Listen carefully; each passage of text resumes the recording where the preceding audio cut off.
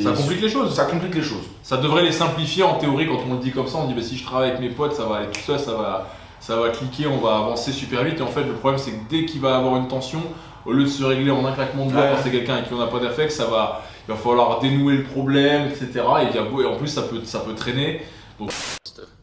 Seul Poutine peut intimider un milliardaire comme Oleg Deripaska pour le forcer à rouvrir une usine. Tout le monde a signé l'accord? Oui. Deripaska, vous avez signé? Oui. Je ne vois pas votre signature. Signé.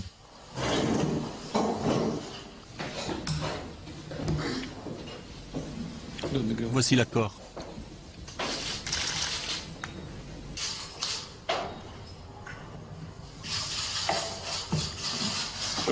Rendez-moi mon stylo.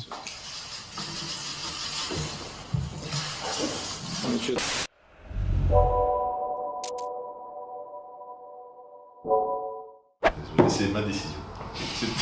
C'est ta décision. Ok. Bonjour à tous, bienvenue dans ce nouvel épisode du Power Show. C'est le 22 dans un nouveau setup. Vous pouvez voir qu'on a un joli logo. Je remercie les adhérents qui nous ont aidé à construire le setup et à retaper la salle. Donc aujourd'hui c'est le premier épisode tous les trois. On a déjà eu beaucoup de fois Louis dans le podcast et une fois Marin. Enfin, on essaie de... Oui, moi je suis guest star. Voilà, guest star. Moi je suis guest. Pas star. Encore, bah si, Buzy. Donc du coup ce qu'on va faire aujourd'hui c'est qu'on va vous parler un peu de notre histoire professionnelle bien sûr. On va pas vous raconter notre life. On va aussi parler de ce qu'on a appris durant nos 3 ans d'entrepreneuriat, parce que pour ceux qui sont peut-être pas au courant, on tient une salle qui s'appelle Power Camp, qui est basée à Bordeaux, où on fait du crossfit, de l'haltéro, de la gymnastique, de la force et même un peu de strongman à nos heures perdues. On a 2-3 strongman qui traînent dans la salle. Et du coup, on va vous parler de ce qu'on a appris, des erreurs qu'on a commises et aussi de nos projets pour l'année 2020. Voilà.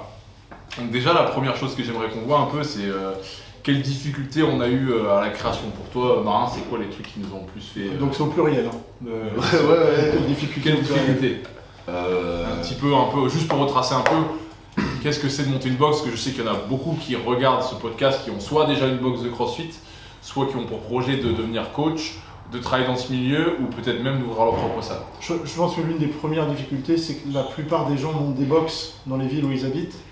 Et nous, on est tous les trois d'autre part que Bordeaux. On s'est implanté dans une ville où on connaissait personne de Bordeaux. Et c'est vrai que toutes les box qui se sont créées depuis à Bordeaux, on voit qu'en fait les créateurs de box sont des coachs d'une certaine box, bougent et ils bougent avec des adhérents. Donc nous, quand on est arrivé, on avait 0 adhérent, on n'avait pas de base. Donc ça a été un peu. Oui, c'est vrai qu'on n'est pas venu avec nos potes. Après, moi je trouve qu'en amont, ce qui a été compliqué, c'était plus le projet. C'est-à-dire, nous, on n'habitait pas au même endroit quand on a décidé de faire ça. Toi, tu étais à Paris et Louis était à Lille et moi j'étais en Suède. Et en fait, on se faisait des petites réunions sur Internet par Skype pour savoir en fait, même si on avait d'autres activités sur le moment, vers quoi on allait aller.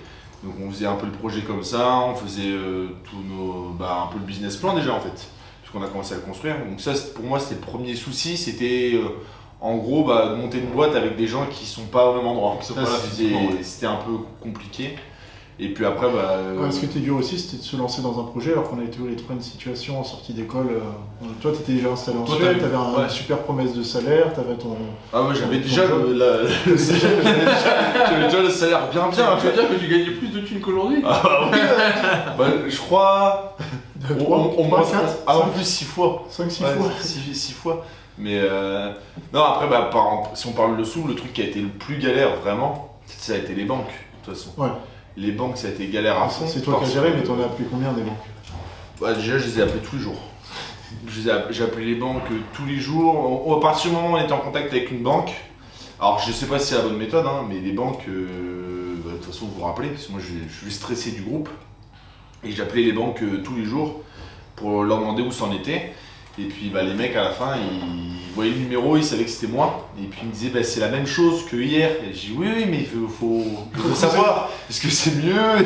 Sachant que notre situation en allant vers les banques, elle était quand même pas mal. On avait des apports de base qui étaient équivalents à quasiment la moitié de ce qu'on demandait en emprunt bancaire à la banque. Ouais, quasiment. Donc on avait quasiment la moitié. On pensait qu'on avait une situation qui allait permettre de vite trouver un emprunt auprès d'une banque, mais finalement c'était plus dur que prévu, parce qu'ils sont frileux dans ces domaines d'activité. Ils ne connaissaient pas trop le crossfit aussi. Nous, quand on parlait du crossfit à chaque fois, dans les banques, ils ne comprenaient pas, ils disaient oui, mais les salles de fitness, et on dit mais non, mais c'est pas une salle de fitness. Ils disent oui, mais pourquoi vous prenez pas le matériel en leasing, les matos de muscu? Et en fait, les mecs en France, dans les banques, ils sont encore axés vachement sur l'ancien modèle des salles de sport, quoi. Donc, Moi je trouve qu'il y a, pour revenir un peu sur ce qu'a dit Louis, le fait qu'on soit pas de Bordeaux, c'est vrai que c'était un challenge dans le sens où on connaît pas la ville, mais quelque part je trouve qu'on s'en est bien tiré parce qu'on a vite compris comment ça marchait. Et on a vite compris qu'il fallait qu'on se mette en proche rocade, que c'était soit le nord, soit le sud de Bordeaux qui allait se développer. Et surtout, on a eu de la chance, on a trouvé un local, pas très vite, mais on a trouvé un local qui correspondait. Parce que pour ceux qui voudraient se lancer, la difficulté pour moi dans une box de CrossFit, il y a deux solutions. Soit vous êtes en plein centre, et vous avez une petite box familiale, mais par contre, pour le coup, vous pouvez pas dropper de bar. Les loyers, ils sont super chers, donc en fait, vous êtes emmerdé parce que vous pouvez pas engranger beaucoup d'adhérents. Et en plus de ça, vous ne pouvez pas acquérir beaucoup de monde parce que la superficie, il n'y a pas de parking, etc. Ou alors, comme nous, c'est ce qu'on a fait, vous vous excentrez un petit peu. Là, on est toujours à Bordeaux, mais plus en des gros volumes. Et nous, la galère, c'était, je ne sais pas si vous vous rappelez, c'était d'avoir un local qui allait être aux normes ERP pour accueillir du public et avec la taille qu'il fallait. Un local, surtout la taille. Et pas trop de travaux, parce qu'on a visité des trucs. Ah, c'était tout pourri, avec des trucs plein d'amiante. Il n'y avait rien. On a même visité un local. Je sais pas si on était parti voir à 3, où il fallait refaire les murs en hauteur, il y avait des pigeons dans le truc. Oui, c'est ça, c'était une grange. Il y avait de la merde partout, une grange. Et le mec nous proposait un loyer à 3000 balles par mois. Il dit ouais, mais il y a 2-3 trucs à faire, juste une chape béton. Donc pour ceux qui voudraient se lancer, en fait, pour un peu résumer ce qu'on vient de dire, la difficulté c'est de trouver un local qui va convenir à vos besoins, à votre budget, à ce que vous voulez faire, ce que vous voulez transmettre, et puis que la banque vous finance. Et en plus ça se mord un peu là, c'est le chien qui se mord la queue, pardon, dans le sens où on vous prête pas d'argent si vous n'avez pas le local, mais le local on vous le loue pas si vous n'avez pas l'argent. Le gros problème qu'on a eu à ce niveau là, c'est en fait, comme pour reprendre exactement ce qu'a dit Robin, la banque voulait bien nous prêter que si on avait le local pour vraiment avoir quelque chose de concret. Avec le bail signé, etc. Oui, même pas la promesse de bail, le bail signé. Et sauf que le problème, c'est que si on signait le bail, on engageait déjà la trésorerie de la société pour payer les loyers le mois. Sauf qu'en fait, on allait commencer à payer un loyer alors qu'on n'était même pas sûr de pouvoir avoir les fonds débloqués pour pouvoir ouvrir la société. Donc en fait au début, on tape dans la trésor et s'il n'y a pas de prêt bancaire sur 1, 2, 3, 4 mois, ça peut faire vite très mal quoi. Non seulement pas de prêt bancaire, mais aussi pas d'activité, parce que nous, on a eu le local 4-5 mois avant que la salle ouvre. 6 mois. On a payé 6 mois de loyer sans être ouvert. La trésorerie elle descend très vite. À cramer du fric comme ça, et ça c'était dur ça. Donc voilà, juste comme ça, on vous a raconté un peu ces galères-là, parce que bon, il n'y a pas beaucoup de gens qui en parlent. On voit souvent les business quand ils sont établis.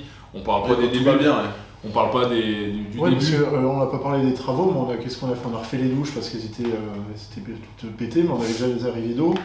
On a pété 2 murs dans la salle pour agrandir un peu les espaces. Nous c'était un orange bleu. C'était un orange bleu. On a gardé le bleu. Ouais. le plus foncé. Et après, sinon que de la peinture, de la rénovation, mais c'était pas on n'a pas refait des murs, on a aussi les cloisons de douche, mais c'est tout. Niveau travaux, on a quand même été. Et aussi, je voulais parler un peu de notre changement de parcours, parce que il y a beaucoup de gens qui montent des box, ils sont coachs à la base, ou du moins ils sont dans la pratique, ou alors ils sont adhérents dans une box et puis ils se disent qu'ils veulent passer le diplôme. Nous c'est différent, on était tous les trois dans la même école de commerce, qui est passé 5e de France. Devant Roubaix, l'EDEC pardon. C'est Roubaix. La fierté tu sais. Donc on était tous les trois en école de commerce. On pratiquait chacun nos sports, donc Louis l'haltéro, moi la gym et Marin, du coup c'est la force athlétique. De manière intensive. Voilà, et en fait nous on a décidé de monter le projet, justement de s'appuyer sur nos connaissances dans le business, entre guillemets, en marketing, etc. Et de passer le diplôme en même temps et de monter la salle. Donc en fait la première année c'était un peu l'année touche à tout, quoi. On était en cours pour apprendre à coacher. Entre les banques et le business, entre les banques et les travaux, et puis à côté on montait le business. Et on était aussi stagiaires aussi dans les structures. Donc ça a fait que c'était une année assez spéciale, mais au final je la trouve peut-être moins fatigante que de tenir la salle au final. On avait trouvé la solution, on a acheté des sacs de riz de 15 kg à métro et en coloc des aiguillettes de poulet dégueulasses, et on se faisait la bouffe pour une semaine. C'est vrai quand on rencontrait les gens, ou même pour les banques, ils nous demandaient bon alors vos adresses c'est quoi? On fait la même. Il dit mais vous êtes tous les trois en coloc? Ouais. Et vous montez la société à 3? On fait ouais. Mais si jamais vous vous engueulez une fois, tout va éclater. En fait, au final, ça a tenu quoi. Bah, en fait, on est vraiment venu en mode training camp justement. On est venu de. Moi, j'habite Lille. On s'est connus à Lille. On est venu, on est descendu pour monter la salle. On est venu dans cet unique objectif et on a vraiment mis tout de notre côté. Ouais, on s'est mis dans un appart à 3 pour vraiment être pas eu que sur notre soirée projet. en boîte et de Non, c'est ça. et de sortie plage. Hein. On a passé une année à faire du sport, de la peinture, des travaux et puis Apprendre le taf quoi. et apprendre le taf quoi. Apprendre le taf. Donc du coup ça c'est passé pour les difficultés à se lancer. Là la salle on l'a ouvert en juillet 2017. Ça fait 2 ans et demi, un peu plus. Ouais c'est ça, ça fait 2 ans et demi maintenant. Exactement. Du coup là ce qu'on va voir maintenant c'est les erreurs qu'on a commis sur ces 2 ans et demi, les trucs qu'on a merdé. Ça veut pas dire qu'on les a pas rectifiés depuis, hein, mais les trucs sur lesquels on s'est vraiment planté. Donc je sais pas qui veut commencer là-dessus, Louis peut-être. CrossFit. Ouais. CrossFit. Bah, je te laisse un peu expliquer le. Là, on avait notre propre idée de la préparation physique. Et ce qu'on voulait proposer à la base, c'était de l'entraînement croisé avec un mélange de cardio, un mélange de gymnastique, un mélange d'haltérophilie sur des entraînements avec une planification constamment variée à haute intensité.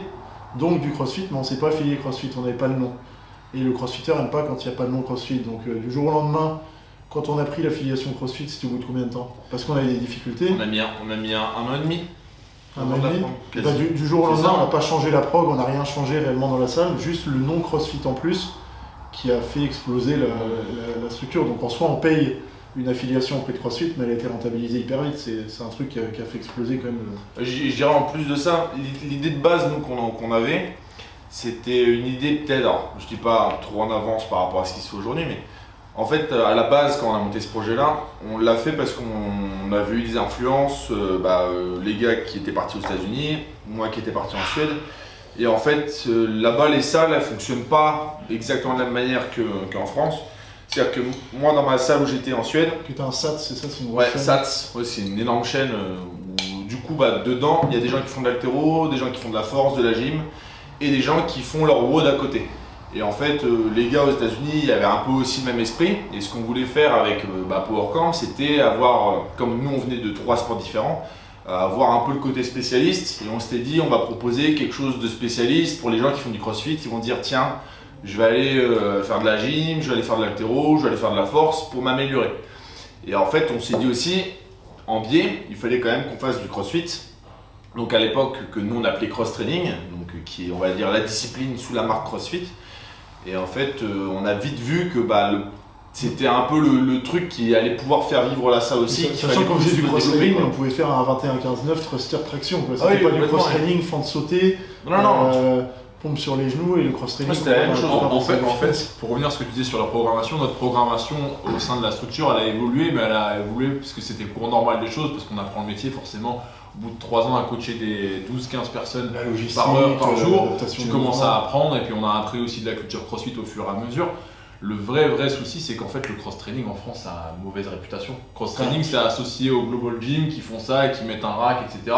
Donc nous, on s'en est pas rendu compte, je pense que c'est une erreur et un peu d'arrogance de notre part. On s'est dit, parce que bon, Oui, on voulait forcer le truc quoi. en fait, nous, je vais pas dire qu'on s'est positionné contre le CrossFit, mais on s'est positionné en disant, attendez, nous, on n'a pas besoin de prendre une affiliation pour faire un truc qui marche, etc. On voulait faire essayer un truc en Voilà, en et, marche. et honnêtement, on se l'est pris dans les dents. hein. On se l'est pris dans les dents parce que le moment où on a pris l'affiliation, Le mois le mois où on a pris l'affiliation, ça a vraiment décollé. Notre chiffre d'affaires, on a senti la différence. Alors que comme a dit Louis, en substance, nos cours n'ont pas changé. Mais c'est comme à une époque, les mills. Moi, mon père, il m'en avait parlé. C'est en fait, il me dit, quand je voyais une salle où il marquait les mills, moi, ça me donnait envie d'y aller. J'étais plus confiant en fait de m'inscrire. Et surtout, ce qu'on n'avait pas compris aussi à l'époque, c'est que on le savait, mais je trouve qu'on l'avait pas intégré, c'est que le CrossFit c'est ultra communautaire. Et du coup, quand il y a le mot CrossFit dessus, ça rassure. Mais si les gens ils disent qu'on fait partie de la communauté, et quand on l'avait pas, je sais pas si vous vous rappelez, les autres salles, elles pouvaient pas nous voir entre guillemets.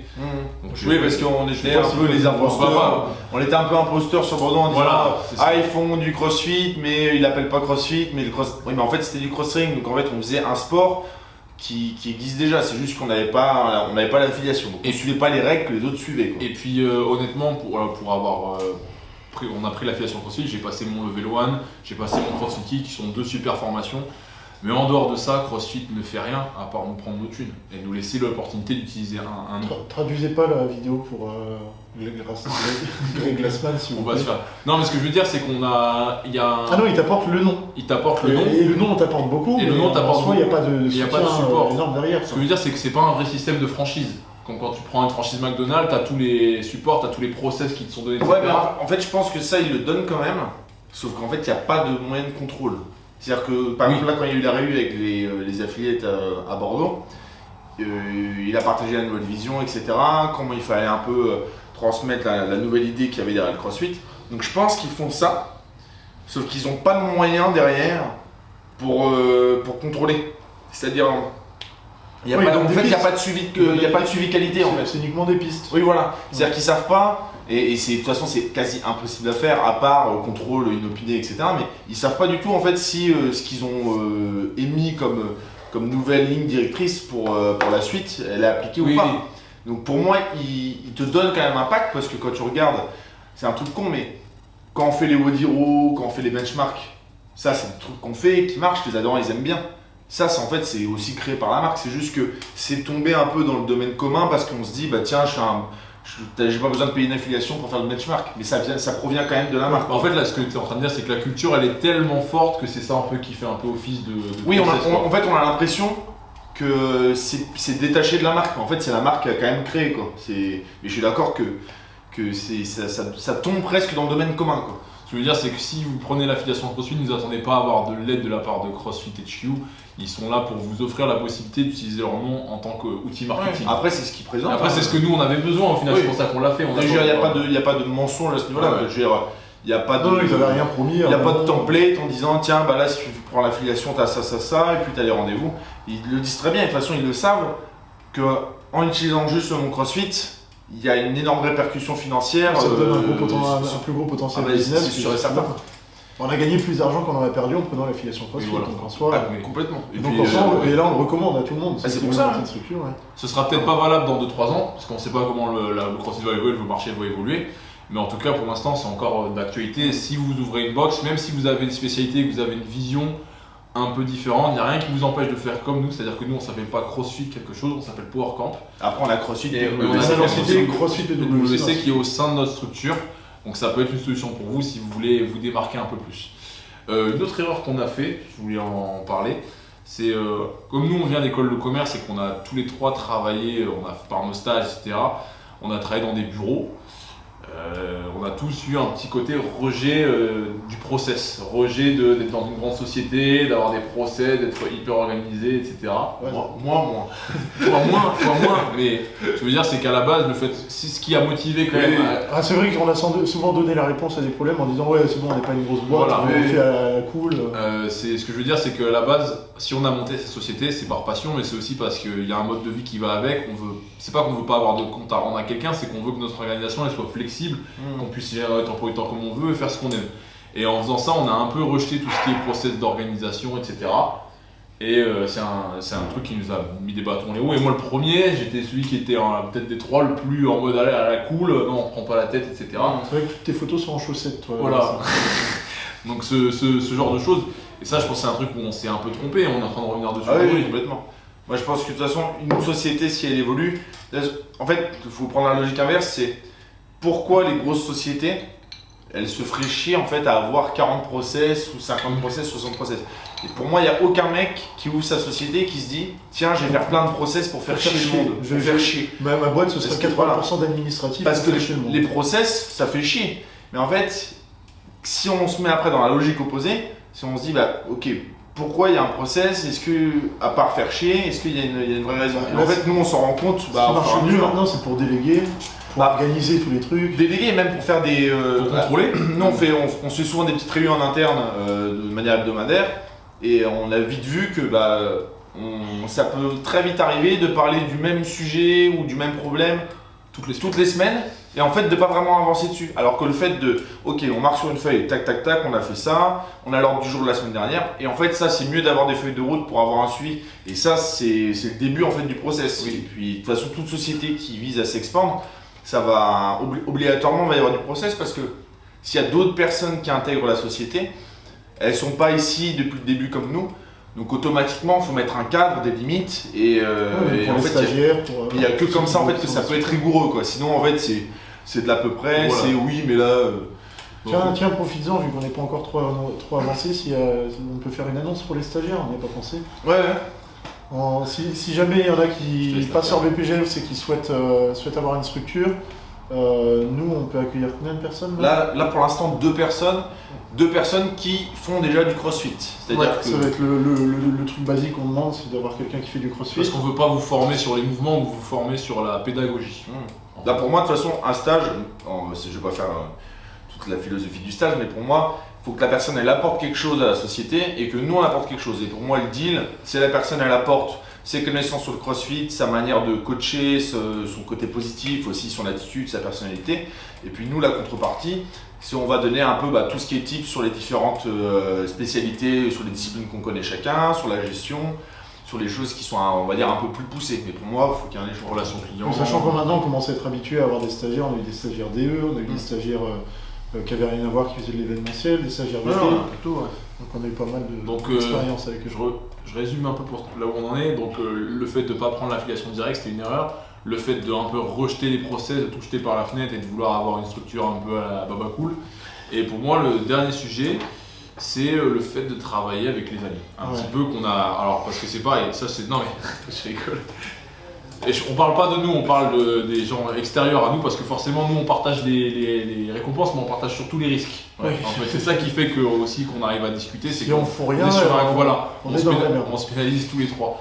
Parce que c'est pareil, je pense qu'il y a beaucoup de gens qui veulent monter leur société en disant c'est super, je vais faire profiter tous mes potes, je vais travailler avec mes potes. Ça marche pas. Et en fait c'est pas. Ouais, ça peut marcher mais il faut que les gens en fait la principale qualité qu'ils doivent avoir c'est de bien travailler en fait. C'est pas d'être vos amis et c'est ça qu'on s'est rendu compte aussi, et puis surtout de vouloir travailler de la même manière que vous. Parce qu'ils peuvent bien travailler mais avoir un process différent. Et de toute façon, c'est connu, les gens ils disent que travailler avec ses amis c'est hyper difficile, c'est source d'engueulade, etc.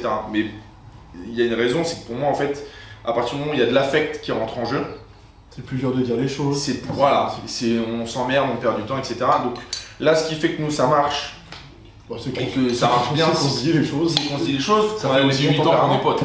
Ça fait 8 ans qu'on se connaît, et aussi c'est que je pense qu'on est d'égal à égal, c'est-à-dire que le problème après quand il y a pas de hiérarchie entre les trois. Le problème c'est que quand il y a un lien d'affect et que la personne, elle est stagiaire ou autre, on peut pas dire les choses de la même manière parce que la personne elle est en dessous, donc normalement elle doit appliquer ce qu'on lui dit à la lettre.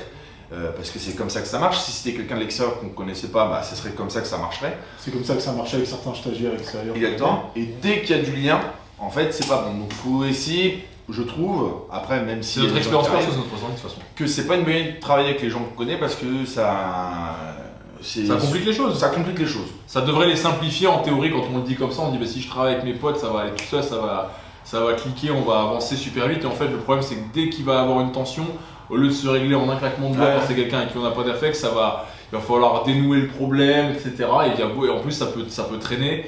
Donc nous, c'est une erreur qu'on a fait. Ça ne veut pas dire qu'on le fera plus du tout, mais on le fera sur un critère dans lequel la personne elle est robot. Et en fait, elle accepte cette relation peut-être de subordination, entre guillemets, j'aime pas trop ce mot, mais comme non, ça. Mais c'est sur tous les sujets en plus, c'est pas seulement juste donner des ordres, c'est si jamais il y a une négociation de salaire, c'est si jamais il y a une négociation sur des horaires. Même sur les deadlines. On va avoir plus. Lui, il va, en fait, vu qu'il nous connaît, il va s'attendre à ce qu'on soit beaucoup plus flexible et sympa avec, alors que nous, on peut pas se le permettre justement. Sinon, tu prends pas tes potes justement en stage parce que ça veut dire que ça t'apporte plus d'inconvénients d'être. En fait, ce que les gens oublient, c'est que quand, par exemple, nous, si on prend une décision, qu'on demande quelque chose à quelqu'un, si la personne elle n'est pas par exemple dans les temps, qu'elle dit oui mais bon ça va, et qu'il se dit soit à soi-même, il dit oui ça va, c'est mes potes, ils vont comprendre, je suis un peu en retard. Sauf que le souci en fait, c'est qu'il faut essayer d'oublier les personnes qu'il y a en face d'eux, et en fait il faut juste voir la société. C'est-à-dire que la société, elle va pas attendre, etc. Donc c'est pour ça que la société, elle n'a pas pour but d'avoir de l'affect ou de négocier avec de l'émotion en fait. Il faut que ce soit carré.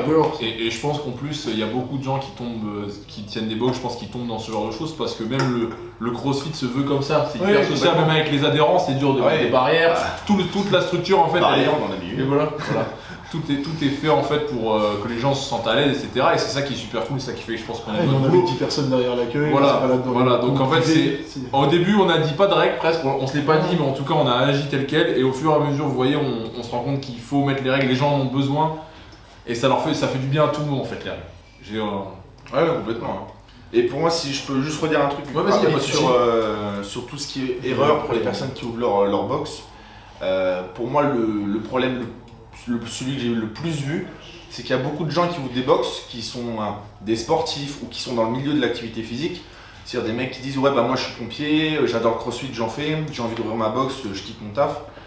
Et en fait le souci c'est que ouvrir une box pour moi, tu peux faire une petite box, un truc cool familial et rester à cette échelle-là. Mais si tu veux grossir, il faut des qualités de gestionnaire. Et pour moi en fait tu peux pas ouvrir et gérer un CrossFit Louvre si t'es pas un gros businessman comme Daniel, quoi. Exactement. Donc en fait pour moi l'erreur de certaines personnes c'est qu'elles pensent que je suis pratiquant de CrossFit, j'aime le CrossFit, je peux ouvrir. Et en fait, le problème, c'est que entreprendre, et en plus, ce type d'entreprise, où c'est quand même du service, il y a de la gestion, il y a toutes les notions derrière l'entrepreneuriat, il faut quand même avoir certaines notions, si on veut en tout cas pouvoir grossir. Sinon, ça reste la box sympa qu'il y a dans le coin, où en fait c'est un peu tous les potes qui se retrouvent, quoi. Et puis après il y en a à qui ça convient très bien, hein.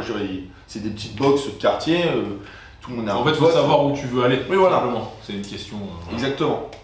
Du coup maintenant on va parler de ce qu'on a réussi, parce qu'on a parlé du négatif, maintenant on va parler du positif. Donc Marin, je sais pas s'il y a un truc qui te vient tout de suite à l'esprit. Est-ce que tu es content? Est-ce qu'il y a un truc qui te satisfait en ce qu'on a fait? Moi je pense qu'il y a plein de trucs qu'on a bien fait. Alors moi le truc sur lequel je suis le plus content, c'est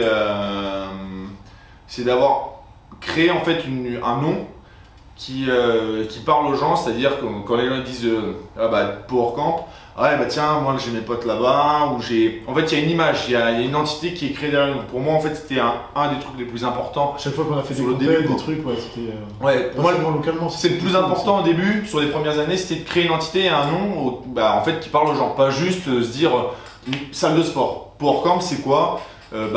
C'est une image de qualité, il y a des sportifs de haut niveau, il y a des débutants qui sont hyper bien encadrés. En fait, c'était vraiment créer une image qui soit bien limitée et en plus dans l'esprit qu'on avait dès le début, quoi. C'est pas, souvent, on n'est pas éloigné de ce qu'on a voulu faire, quoi. C'est pas vendu. C'est pas vendu. Donc moi c'est le truc qui me rend le plus fier et content aujourd'hui, quoi. Après moi j'essaie plus de penser chronologiquement les trucs qui ont été top. Ce qui a permis ça, c'est déjà le fait qu'on choisissait l'écho au début. Ouais. Parce que ça a bien aidé parce que c'est quand même un gage de qualité. Maintenant, merci. Quand tu vas dans une salle que tu as du rock. Merci Mathieu Grattereau. Merci Mathieu, mais quand tu as du. Moi, je vais en podcast, Mathieu. Je suis allé dans un fitness park qui était super bien équipé avec du rock ou autre, mais j'ai tiré sur des barres rock. J'ai dit, ça je peux pas. Du rock, du fit and rack et compagnie. C'est des marques qui te permettent de pratiquer le crossfit ou autre, mais quand tu as pris du Aléico, il y a l'Aléico feeling, comme ils disent, après tu touches à autre chose, tu peux pas. Après, on a eu d'autres trucs, le fait que la salle soit coupée en deux, c'est top aussi. Ouais. Comme ça, on a vraiment deux aspects de la salle. Les deux salles sont connues sur YouTube. Ça pouvait être vu comme un inconvénient qui a été en fait une force, puisqu'on pour moi, c'est ce qui a participé le plus à la création de l'entité. Oui, c'est de voir cette dualité comme ça. D'ailleurs, au début, quand on a inventé PowerCamp, la première salle, juste Altero, était beaucoup plus connue que l'autre. Ça s'est un petit peu équilibré parce qu'on a fait beaucoup de travaux dans l'autre, on a communiqué dessus. Mais quand les gens pensaient PowerCamp, ils pensaient qu'aux plateformes d'Altero et au rack de force athlétique. Exactement. Ouais. Ça a changé heureusement. Mais après, on a eu la chance d'avoir des amis comme Benjamin Henquin, comme Redon Manouchi. On a su bien s'entourer, on peut le dire, franchement. On a su bien s'entourer avec les nous ont permis de faire. Après, on a aussi eu, nous, notre côté. Marketing qui nous a aidé, on a communiqué avec Rolfing Gym, la grosse chaîne d'Altero qui a publié dessus, on a eu Thibaut Shape qui a fait des vidéos à 4 millions de vues chez nous, 5 millions sur l'Altero, sur le CrossFit, donc en gros on a eu une visibilité pas seulement localement mais à l'échelle nationale sur internet qui était top. Et on a des gens qui viennent de Nouvelle-Zélande, d'Australie, de Canada qui viennent pour j'avais des Irlandais qui étaient venus une semaine, qui avaient pris un hôtel alors qu'on est excentré de Bordeaux. Mais il y a les hôtels à côté. Il y avait des hôtels à côté et j'ai dit au mec, mais vous venez sur Bordeaux combien de temps? On vient cette semaine. Et j'ai dit, vous avez pris un hôtel du coup dans le centre, un truc sympa pour visiter Bordeaux? Il me dit, non, ça on s'en fout. Nous on a pris un truc dans la zone là pour venir s'entraîner ici. J'ai dit, ok, donc vous avez pris des billets d'avion pour venir vous entraîner? Ouais, une semaine. J'ai dit, ok. D'ailleurs, ça me permet de lâcher un petit conseil à ceux qui nous regardent. C'est que la com, en fait, il faut arroser. Nous, on nous a toujours complimenté sur notre com, alors qu'en fait, nous, on trouve qu'on est pourri. Ouais. Objectivement parlant, on trouve qu'on est qu'on est bateau, qu'on est surtout très irrégulier, on a des coups de sang comme ça, on regarde le CA, on regarde un peu, on se dit ah. Et du coup on fait 3 posts Instagram, des photos, etc. Et voilà quoi, c'est ce genre de choses. Mais voilà, essayer d'avoir de la régularité. Il y a un truc qu'on a bien fait, je trouve aussi, c'est qu'on a C'est tout de suite saussage en fait là. C'est le moment social. Bah, il y a fallu un moment, c'est un truc qu'on a bien fait et je recommande aux gens de faire pareil. Je sais pas forcément passé au début, comme l'a dit Marin, une des difficultés c'était l'argent. Et malgré ça, nous on a réinvesti dans la salle. On a réinvesti un paquet de fois. On est arrivé à la salle, on a réinvesti, on a. Pas si on va dire le montant de ce qu'on a investi dehors, mais c'était en fait tout l'argent qu'on a gagné en 2 ans. En un an et demi. Je l'ai dit le numéro. Ah, j'ai pas entendu. Peut-être qu'ils vont remettre en arrière, ils vont l'entendre. Voilà. Beaucoup. Mais ouais, du coup, voilà, c'est sûr que là, je pense que ça, c'est l'erreur que beaucoup de gens peuvent faire, comme dit Robin. C'est que les gens veulent se payer le plus rapidement possible, etc. Ou alors engranger le plus de bénéfices tout de suite pour pouvoir se mettre bien. Nous, on a pensé, on va dire, plus sur le long terme. C'est que dès qu'on avait des ressources, dès qu'on avait un peu de trésor, quitte à même se rendetter, remettre des sous à fond dans du matos, faire les travaux, améliorer le produit, améliorer la structure pour avoir en plus, même pas dans moi perso, c'est même pas forcément dans une logique de faire plus d'argent, mais c'est pour avoir quelque chose vraiment que je kiffe quoi. Ouais. Je pense que vous c'est pareil. Oui, on était tout autant excités, je pense, que les adhérents d'avoir l'espace extérieur ou d'avoir la nouvelle salle 2, le nouveau rack, etc. La seule diff c'est que nous on doit bouffer des pâtes. Mais non, par contre, ce qui est important quand même quand vous faites votre société, c'est que les besoins primaires ils soient quand même. Si votre société elle vit bien et que vous crevez la dalle, ça marche pas non plus. Vous êtes le mec qui tient la société, c'est vous qui la faites vivre. Donc même s'il y a du super matos, ce qui fait vivre une société, c'est ses gérants. Après, le truc qui est bien, je pense que peu importe la société ou peu importe la salle de CrossFit que vous avez, même si la salle est super, tous les ans, faut qu'elle évolue. Faire des petits travaux, des petits trucs, en fait ça fait la diff. Parce que de la peinture, parce que les adhérents, de la ça salle. fidélise. Non mais surtout que les adhérents ils se disent putain cool, je suis dans un endroit en fait où les mecs ils ont pas juste envie de faire de la thune et ils se disent pas ok tout roule, alors que certaines salles pourraient. Et du coup le fait d'essayer toujours un peu de faire des petits changements, tout ça, ça plaît quand même pas mal aux gens et puis et je trouve que ça ramène un coup de frais, un coup de boost à chaque fois. Et puis les gens sont très exigeants en France, on va le dire quand même, les gens sont très exigeants, ils attendent que les gérants ils soient dynamiques, qu'il y ait du changement, surtout que le CrossFit ça met vachement en avant la variété, donc il faut tout le temps, il y a toujours un nouvel ergo qui sort tous les ans. De toute façon, vous n'allez pas tomber non plus dans le piège de alors là vous avez vu, là il y a un nouveau il faut acheter 40 ergos de ça. Ils sont intelligents de toute façon, CrossFit HQ et Rogue à chaque fois sortir des trucs. Sortir des dumbbells à 22,5 parce qu'il y avait plein de marques qui en vendaient des 22. Ouais. Ils sont futés. Voilà. Mais je pense que de toute façon, vous avez parlé un peu des deux extrêmes, être que dans le business et mettre complètement faire abstraction de la qualité de ta structure, de faire évoluer, c'est pas bon. Et comme dit Robin, si à l'inverse, tu fais que des trucs pour ta structure, mais que toi après t'as pas d'argent et que t'es dans la merde et tu travailles 70 heures semaine et que t'es toujours crevé, ça marche pas non plus. En fait, il y a un moment, tu as envie d'arrêter, donc faut vraiment. Les adhérents, ils se sentent rapides parce que si t'es hyper exécrable parce que t'es sur les genoux en fin de semaine et que ça le fait pas, tu leur mets des burpees dans la tronche au bout du vendredi. Et puis après, si on parle toujours des bons points. On n'arrête pas, punaise. Il y en a plus que. Non, mais je pense que le truc après qui a bien marché pour nous, alors ça par contre, le souci, je pense pas que ce soit forcément reproduisible. Ouais. Reproduisable. Non. Reproductible. Alors, par contre, vous avez vu, on n'a pas été à l'école. Ok, attends. Peut-être qu'on va faire une pause. Du coup, je trouve le truc qui marche bien, c'est qu'on est tous les trois différents, aussi bien sur les compétences sportives, professionnelles et de tempérament. Et je pense que ce qui fait que ça marche bien sur notre salle et qui fait que aussi Power Camp a un peu une entité maintenant qui est bien définie, c'est qu'il y a 3 potes et 3 personnes identiques en fait. On est ultra différents, même s'il y a plein de choses, des valeurs en fait qui se recoupent et qui nous fédèrent. Mais je veux dire, on a tous notre personnalité, c'est-à-dire que les adhérents, ils savent de toute façon, là, on a prévu de faire plein de vidéos, ils vont aller voir un peu les personnalités. Oui, je pense que ça se voit déjà un petit peu. Il y a l'hyperactif de service, ouais, carrément. Le créatif. Et puis, oui. Le vouillot, Vouillot. c'est l'adjectif. Le marqué, ouais, tu es vouillot. Donc du coup, essayez de mettre en avant vos personnalités, d'en jouer justement parce que vous incarnez votre structure et c'est pour ça que du coup vous devez justement vous préserver parce que votre personnalité elle n'est pas dans son meilleur jour si vous êtes fatigué, que vous n'avez pas dormi. Et je sais que les mecs qui tiennent la boxe tout seuls, ils ont la compta à faire, le ménage, les wounds, etc.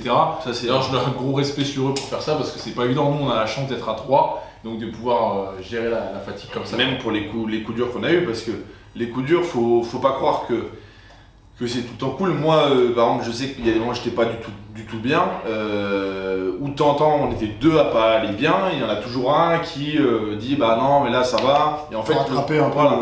Et ça en fait c'est vachement important parce que je pense que des mecs qui créent leur boîte tout seul ou à deux, ça peut être plus difficile parce que quand ça va pas et qu'on est tout seul, on peut se retrouver vraiment dans la merde.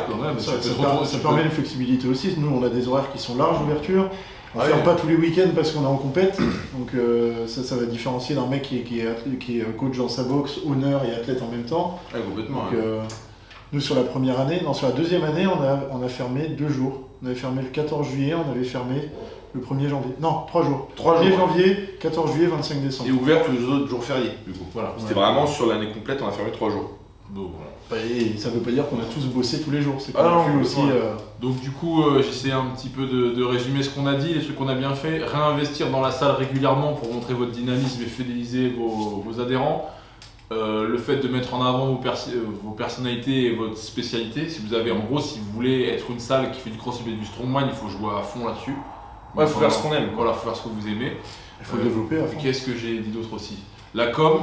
Bon, la com, même si entre guillemets on l'a bien fait, mais je pense qu'on peut faire beaucoup mieux. Ouais, c'est sûr. C'est ce qu'on est en train de faire là aussi. C'est du contenu qu'on veut distribuer. On va pas gagner d'argent en faisant le podcast, mais ça nous permet d'avoir une visibilité. Et j'en ai oublié un, je crois. Je sais plus lequel j'ai oublié. Bref, du coup, on va quand même passer à la suite. Vous reviendrez en arrière du coup pour voir. La prochaine question, ça va être une question pareil avec deux côtés du coup. Là on avait les bons côtés, ce qu'on a réussi et ce qu'on a foiré. Là c'est ce que vous aimez le plus dans notre travail. Voilà, je sais que ça va être des réponses très différentes en plus. Donc, vas-y Louis. Moi c'est mon temps passé avec les haltéros. Moi je suis passionné par l'haltéro plus que par le crossfit. Je sais que tous les deux vous avez un peu plus d'affinité avec le côté crossfit que moi. Mais moi ce que je préfère c'est quand je peux faire mes cours d'haltéro auprès de crossfitters, parce que la plupart de mes cours d'haltéro c'est, j'allais dire, niveau débutant intermédiaire, mais maintenant j'ai plus vraiment de débutants parce que tous ceux qui sont là depuis un moment commencent à avoir un niveau pas trop mal dans l'haltéro, ils se débrouillent, au moins techniquement, pas forcément sur les charges. Mais le top, c'est que je peux avoir un gros panel de compétiteurs, pareil de tout niveau. J'ai les compétiteurs qui sont à un niveau plus arraché autour de 90-100 kg, les autres qui vont arracher autour de 120 kg. Après, j'ai le fait d'avoir un redon à côté qui est à côté, c'est inspirant aussi. Ouais. Mais si tu me demandes de passer 5 heures par jour sur les plateformes et d'aider tout le monde, de coacher l'haltéro, moi ça me permet de développer mon œil en tant que coach. Parce qu'à partir d'un certain niveau en coaching en haltéro, c'est le seul truc qui change. Si tu peux pas avoir un défaut sur Rodon Manouchi, c'est normal. Après 2 ans de coaching en haltéro, par contre, ça se développe en regardant à fond. Oui. Le temps que je peux passer sur les plateformes, c'est du plaisir quasiment. Oui, je vois pas comme du travail. Ça demande de l'énergie.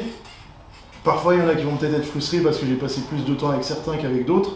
Mais je sais pas, régulièrement sur les plateformes, il y a peut-être 30-40 haltéros qui passent sur la salle. Donc si je peux accorder un peu de temps à chacun de ces haltéros et leur permettre de progresser, d'atteindre leurs objectifs, moi c'est le truc où je prends le plus mon pied dans mon métier là. Vas-y, à toi. Bon, ça peut être plusieurs choses, ça peut être une chose. Non, moi moi c'est parce que c'est vraiment au-dessus de tout le reste.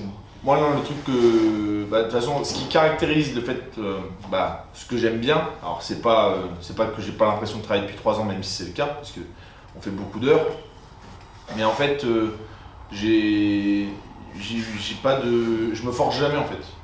C'est-à-dire que pour moi, là, depuis 3 ans, je me force pas, sauf quand je fais la comptable, ça me fait chier. Mais, ça, c'est la question du coup d'après, celle-là. Au moins, on le sait déjà. Voilà. Mais non, moi, le truc que je trouve top, c'est que j'ai ma société, j'ai une vision, je peux essayer de développer sur cette vision-là. Moi, ce que j'aimais pas du tout quand je travaillais dans des boîtes comme Carrefour ou Atos avant, c'est qu'en fait, si j'avais une idée ou si j'avais une vision pour la boîte, en fait, je pouvais pas du tout la développer parce que moi t'es petit, papa. Ouais, et surtout j'étais un élément de la machine quoi. J'étais pas en tête de peloton pour pouvoir décider le chemin à prendre. Donc pour moi, mon kiff c'est ça, c'est vraiment d'avoir des idées en tête et puis le mois d'après voir qu'elles sont appliquées et le mois d'après voir que ça porte ses fruits. Ça pour moi c'est le gros de mon plaisir. Et puis après l'autre truc que je trouve top, parce qu'après c'est plus aussi dans ma personnalité, moi comme je suis un petit peu comme ça, le truc gestion. Ouais, alors au-delà de la gestion, mais plus vraiment sur... alors la gestion, ça moi j'adore. Gestion de projet.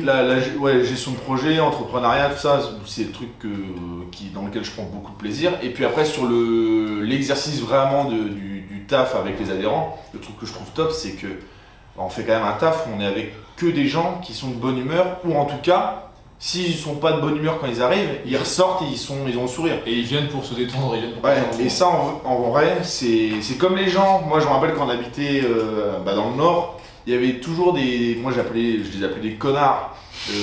Comme si c'était une espèce, un truc, c'est un sinon que c'est pas tout ce mot les gens du sud qui venaient, ils disaient il pleut tout le temps chez vous, machin, nous on a du beau temps. Et je dis ouais mais moi je m'en fous, c'est pas parce que j'ai de la pluie tous les jours que c'est moins bien. Et en fait, maintenant que j'habite plus au sud, je me rends compte qu'avoir du beau temps, c'est hyper important, ça joue sur mon moral, ça joue sur plein de trucs. Et en fait, pour moi, travailler avec des gens qui ont le sourire et pas être avec mes anciens collègues où on se faisait chier sur les ordi, etc. Et en fait, ça me fait du bien à la tête, c'est cool, je suis dans une ambiance positive tous les jours je rigole, tous les jours je déconne. Et en vrai, c'est trop cool quoi, j'ai pas l'impression de bosser quoi. Même si on fait de l'heure, sauf quand tu fais de la compta. Sauf quand je fais de la compta. Mais après, par contre, c'est très il va y avoir je pense qu'il peut pas y avoir que du plaisir, il y a aussi une notion de sacrifice un petit peu. Oui, de toute façon. Toi, Robin, c'est quoi moi, comment dire, je te rejoins plus de ton côté quand même, oui. Ouais, après, toi, je sais qu'il y a tout ce qui est aspect développement internet qui tient. Moi, ce qui me fait le plus kiffer dans mon boulot, c'est qu'en fait, je fais quelque chose que j'aime avec les gens que j'aime, mais surtout, c'est pas quelque chose qui sert à rien. C'est quelque chose qui donne sens, qui a du sens et qui fait aller le monde vers le haut. Je sais que ça fait un peu grand prêtre de dire un truc comme ça, mais honnêtement, je peux me regarder tous les jours dans la glace et me dire en fait, le boulot que je fais tous les jours, il fait du bien aux gens. On a plein de moments où on est. Pas sur le moment. Sur le moment, ouais, quand ils sont en train de faire leur truc. Mais voilà, ça fait sens. Quelque part, on est dans le domaine de la santé, indirectement, on est dans le domaine du challenge. En fait, je trouve que le sport, c'est vraiment, ça réunit un peu tout. Il y a le côté santé, il y a le côté développement personnel, l'esprit social. Et je trouve que notre métier, il réunit un peu tout ça. Et en gros, moi, mon but, c'est d'essayer d'inspirer les gens qui sont autour de moi, soit en les coachant, soit en leur pushant du contenu de qualité, comme ce qu'on essaie de faire là avec le podcast. Et en fait, de tirer le niveau vers le haut. C'est pour ça aussi, il y a plein de gens qui me demandent quand tu as monté ta société, pourquoi tu l'as pas fait à l'étranger, la fiscalité, etc. Parce que nous, on n'avait pas une dynamique de finance. Non, même on l'a déjà parlé quand même. Moi, en fait, j'ai toujours dit, moi, j'aime mon pays et je veux que ça aille vers le haut et je quitte pas le navire. Et je sais que c'est pas. Je pars un peu loin, mais c'est un peu la crise en France, on parle toujours de ce qui va pas, etc. Et en fait, nous, on a de la chance parce que tous les trois, on est dans un espèce de microcosme où les gens, ils veulent aller de l'avant, ils veulent se changer, ils veulent progresser. Ils sont dans une optique de progression.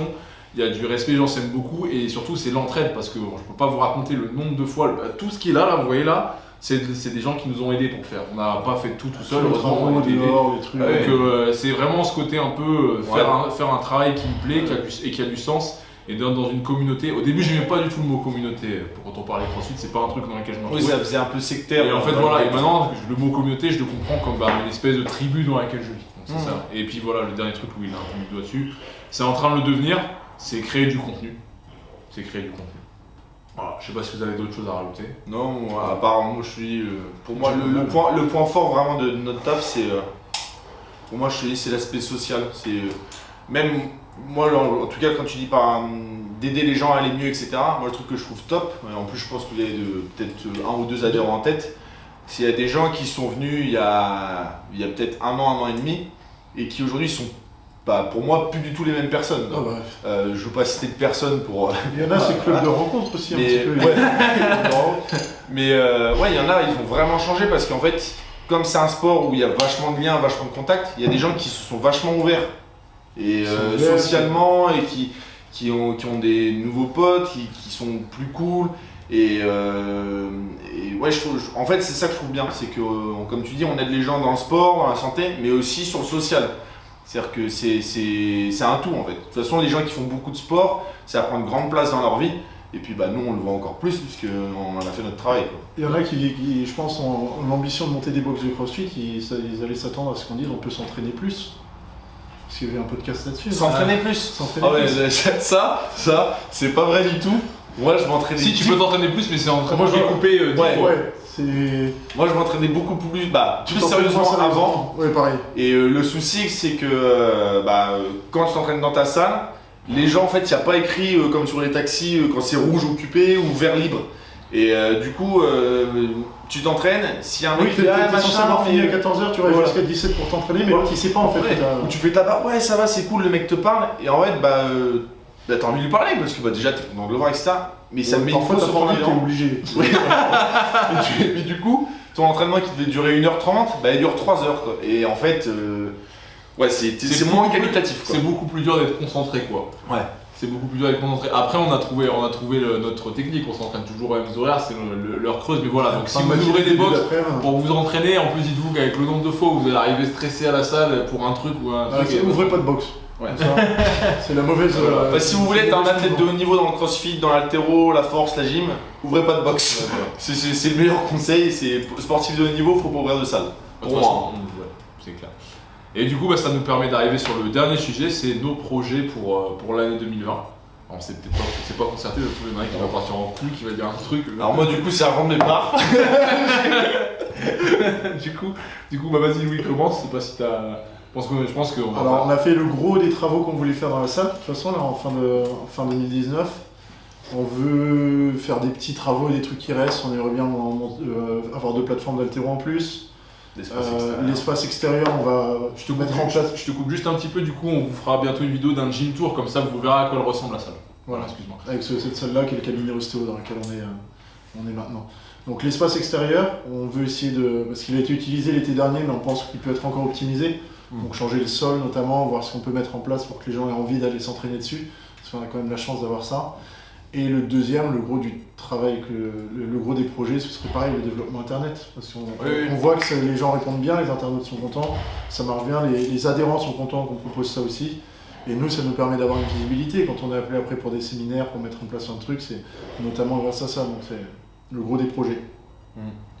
En fait, pour moi, si vous voulez être dans l'air du temps, quel que soit votre métier, quelle que soit la filière, le domaine dans lequel vous êtes, Même si il faut je vais faire un peu mon Gary Vaynerchuk, mais en fait c'est impensable pour moi aujourd'hui de ne pas être sur les réseaux sociaux.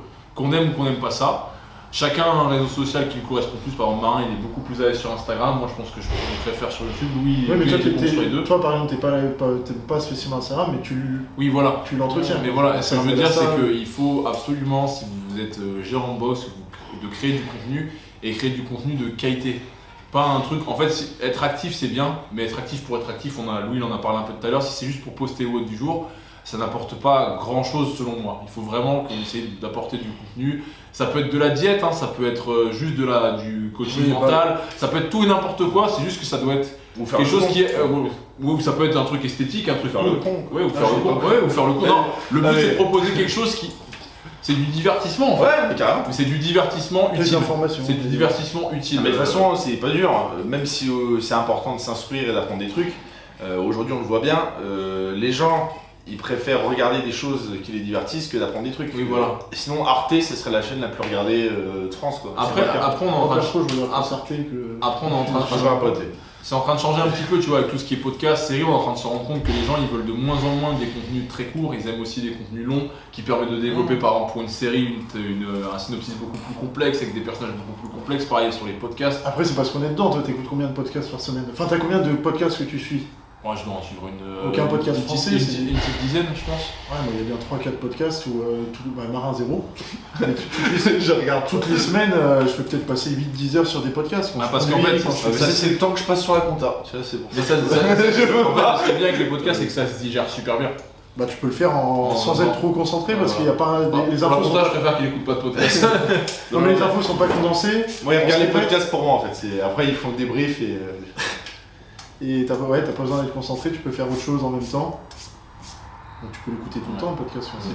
Surtout si tu habites à Paris, tu as une heure de voiture le matin et le soir, tu peux les optimiser. Ouais, mais c'est sûr et certain. Donc du coup, pour résumer ce qu'on a dit, c'est continuer à améliorer un petit peu la salle, même si en termes de matériel, je pense qu'on n'est pas arrivé au bout, mais on a fait le plus gros du gros, on peut toujours faire mieux de toute façon. Et surtout pour nous, 2020, ça va être l'année de la structuration et la création de contenu. C'est les deux gros trucs qu'on va faire, c'est avoir du process, et on va créer du contenu à balle. Donc j'en profite du coup. Robin il s'engage une vidéo par jour. Vous allez voir la qualité des process et de la régularité, je vous promets. Non mais du coup, ça me permet de vous faire cette demande, de vous abonner à la chaîne si vous aimez ce qu'on fait, de liker la vidéo parce que pareil ça nous permet d'avoir une meilleure visibilité, de toucher plus de personnes, de nous mettre en commentaire ce que vous pensez ce qu'on fait, en bien ou en mal, on essaiera de répondre de manière pas trop agressive. Non, il y en a un qui a dit je ressemble à Yvan le chevalier au lion, vous pouvez vous abstenir. Voilà. Ok. Et surtout nous dire ce que vous attendez de nous en termes de contenu. Parce que nous on a notre vision, on a ce qu'on aime faire, mais on a besoin aussi de votre feedback, de savoir ce qui vous plaît. Si vous voulez des chroniques de Dr Squad sur le fait de mettre une ceinture ou pas pour faire son squat, des vidéos de Heavy Friday en haltéro, des tutos de gym ou alors simplement des vidéos un peu type motivation ou des vidéos d'entraînement. Voilà, on a besoin de savoir, on a besoin de vous pour ça. Donc n'hésitez pas. Voilà. Du coup, moi, sur mes projets de 2020. Ah oui, c'est vrai, excuse-moi. Parce que t'as juste fait ok, si tu voyais faire. Non, ok, mais je me suis dit, il va rien rajouter. T'as dit que tu voulais prendre tes parts, donc c'est bon. Non, mais pour moi, c'est pareil, c'est les mêmes trucs qu'on a dit. C'était pour rigoler. Voilà, ouais, c'est pour ça, parce que c'est faire je t'ai regardé, j'ai vu c'est elle qui faisait plus de process, c'est ça. Ok, ok, ouais. Encore un peu c'est ça, d'investissement, et un puis, peu de process, un peu d'internet et voilà. Ça marche. Merci à tous et puis à très bientôt. Merci. Salut.